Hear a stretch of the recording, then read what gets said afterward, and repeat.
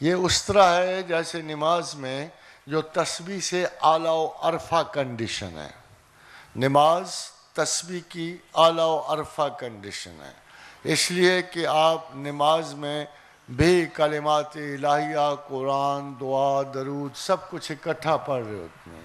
عمومی تسبیح سے اعلیٰ ترین شکل جو ہے تسبیح کی وہ نماز ہے۔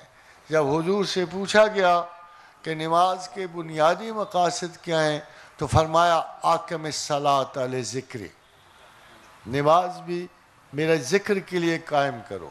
تو فارمیٹس میں نماز سب سے سپیریئر فارمیٹ ہے۔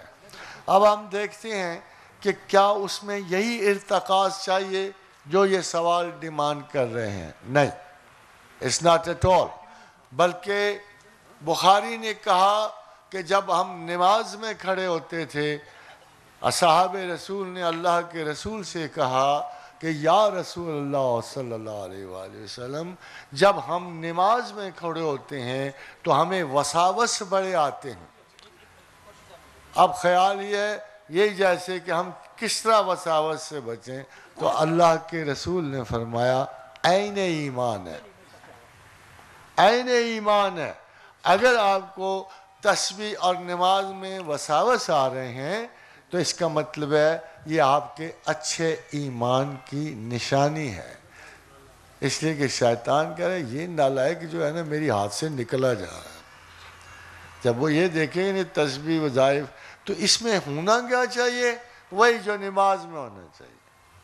وَأَقَامَ الصَّلَاةَ اقام الصلاۃ اقام الصلاۃ، نماز کو قائم کرو، قائم کرو، ہزار وسوسوں کے باوجود قائم کرو۔ اسی طرح اپنی تسبیحات چاہے جو کچھ ہو، جیسے وسوسے آئیں جاری رکھو۔